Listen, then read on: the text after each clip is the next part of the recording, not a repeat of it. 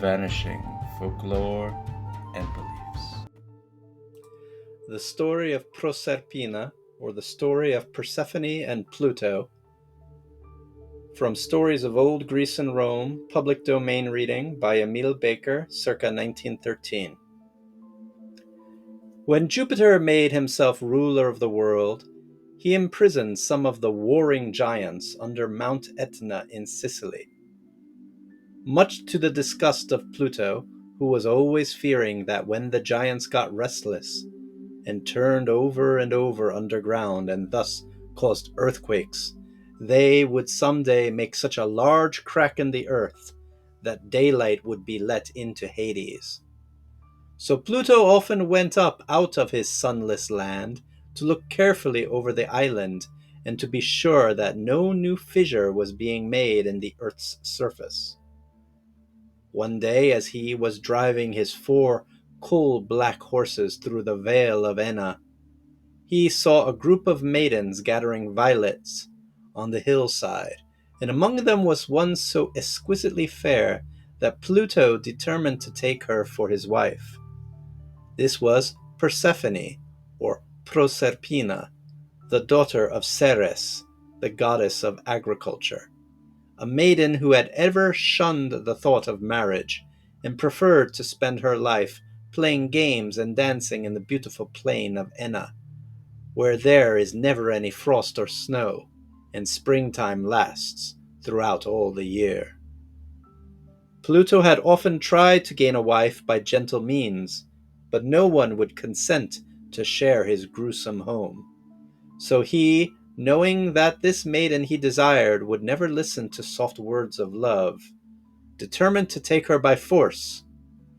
Driving his fiery horses at full speed, he rushed toward the group of laughing girls, who scattered and fled at his approach. Proserpina alone stood still and stared, frightened and wondering at the grim figure confronting her, while the flowers she had gathered dropped from her trembling hands. In a moment Pluto had seized her in his strong arms, and trampling all her violets under his ruthless feet, he sprang into the chariot and urged his horses to their full speed, hoping to reach Hades before the maiden's cries brought Ceres to the rescue. As he neared the Cyan River, the waters, wishing to befriend Proserpina, began to defend her by rising higher and higher, and with tossing waves opposed the madly rushing steeds. Fearing to risk the chariot in the angry waters, Pluto struck the ground with his terrible 2-pronged fork, and a great chasm opened before him, into which the ruler of Hades hurriedly plunged. Then the earth closed again over him and the captured maiden. During the dreadful moments when Proserpina felt herself held a prisoner in the arms of this bold wooer, she called wildly to her mother for help, but soon she realized that her cries would never reach Ceres' ears, and that she must find some other way to let the goddess know of her unhappy fate. So she summoned enough strength to struggle in her captor's embrace until she freed one arm from his hold, and with it loosened her girdle, which she flung into the Cyan River, just before the yawning earth hid her so completely that no traces were left to tell where she had gone. When the goddess Ceres came that evening into the vale of Enna, and found that her daughter was not playing as usual with the other maidens, she questioned them and learned their tearful story of the chariot with its 4 black horses and terrible driver. Just what had become of Proserpina no one could tell her, so the distracted mother began her search, not knowing whether she might at any moment come upon her daughter's body mangled by the chariot's wheels. For days and days she wandered, never stopping to rest except for a few hours at night when it was too dark for her to see her way. Rosy-fingered Aurora, when she left her soft couch to open the gates of the morning, and Hesperus, when she and Hesperus, when he let out the stars at evening, saw her still searching for the lost Prosepina. Sometimes she was so weary that she sank down by the roadside and let the night dew drench her aching limbs. Sometimes she rested under the trees when a storm broke over her head. But even here the rain beat down upon her, and the wind blew its cold breath in her face. Kindly people gave her food whenever she stopped to ask for it, and though none knew that she was a goddess, they sympathized with her grief when she told them that she was seeking her lost child. Only once did she meet with unkindness. She was sitting at a cottage door eating gruel from a bowl, and a lad, Stelio by name, laughed insolently at her enjoyment of the meal. To punish him for his rudeness, the goddess threw some of the gruel in his face, and immediately he was changed into a lizard. One day Ceres found herself near the city of Eleusis, and to avoid being recognized as a goddess, she disguised herself as an old beggar woman. She sat for a long time on a stone by the roadside, mourning her lost daughter, until a little girl came by, driving some goats. Seeing the old woman's tearful face, the child stopped to ask her trouble. But before Ceres could answer, the girl's father joined her, and together they begged the stranger to come to their cottage and rest. The goddess yielded at last to their kindly insistence, and as she walked beside the old man, whose name was Ceres, he told her that at home he had a sickly boy who had lately grown ill, that today they believed that he would surely die. Ceres listened to his pathetic story, and for a moment forgot her own grief. Seeing a chance to return the old man's kindness, she followed him into the cottage, but first stopped by the meadow to gather a handful of poppies. When the parents led her to the sick child's bedside, she stopped and kissed the pale little face, and immediately the face became rosy with health. The boy sprang up well and strong again, to the great astonishment of the delighted family. As they sat at the simple evening meal, the goddess put some poppy juice in the glass of milk set out for the boy, and at night, when he was in a heavy sleep, she rubbed his body with oil, murmured over him with a solemn charm, and was about to lay him on the red-hot ashes in the fire, that his mortal parts might be consumed, and he himself be made immortal, when his mother chanced to enter the room, and springing forward with a cry of horror, snatched the old boy from the fire. Before the excited mother could vent her wrath on the old woman, Ceres assumed her goddess form and quietly reproved the intruder, for her interference had not averted a harm, but had prevented a great gift from being conferred upon the unconscious child. When Ceres left the cottage of Ceres, she continued her wanderings over the earth, and finally returned, discouraged and heartbroken, to Sicily. Chancing to be near the river Cyane, she went down to the water's edge to drink, and happily she discovered the girdle that Prosepina had dropped there in her flight. This made her hopeful of finding further traces of her lost daughter, so she lingered by the river bank, eagerly scanning the overflowing stream. As she stood there holding the recovered girdle in her hand, she heard a low murmuring sound, as if someone were speaking in whispers. The goddess listened, wondering from what place the voice came, and soon she found that the soft tones proceeded from a fountain which was so close to her that its lightly tossed spray fell on her hand. The murmur was often indistinct, but Ceres understood enough to realize that the words were addressed to her, and that the fountain was trying to tell her how Pluto had come up from Hades and carried off Prosepina to be his wife.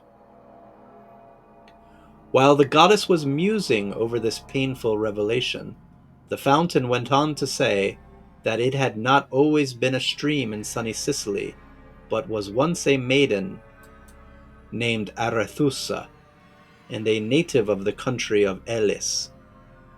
As a follower of Diana, she had roamed the wooded hills, and one day, being wearied from the chase, she sought refreshment in the forest stream. The drooping willows hung protectingly over the water, and here the nymph bathed fearlessly, believing herself alone. But Alpheus, the river god, heard the splashing of the water and rose from his grassy bed to see who was disturbing his noonday rest. At the sight of Arethusa, he was so delighted that he ventured to approach her. She fled, terrified, through the forest, calling on Diana, Artemis, for help. The goddess, hearing her cries, changed her into a fountain, and to further baffle the pursuing Alpheus, she wrapped it in a thick mist. As the river god could no longer see the nymph, he was about to give up on the chase, when Zephyrus maliciously blew away the cloud, and Alpheus saw the bubbling fountain. Suspecting that this was Arethusa, the god changed himself into a rushing torrent, and was preparing to mingle his impetuous waves with the water of the fountain, when the nymph once again called on Diana to protect her. The goddess came to her rescue by opening a crevice in the earth, and here the shivering waters of the fountain found a speedy refuge. To keep far out of the reach of Alpheus, it continued to flow underground for many miles, and even crept beneath the sea until it reached Sicily, where Diana again cleft the earth and allowed the fountain to come up into the sunlight. During her journey through the dark underworld, Arethusa said that she had seen Prosepina sitting tearful and sad on a throne beside the grim ruler of the dead, Pluto.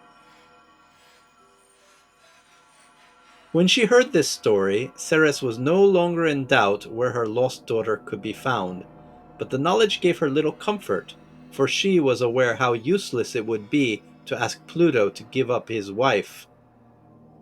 Seeing no hope on regaining her child, Ceres retired to a cave in the hills and paid no heed to the waiting earth that had suffered so long from her neglect.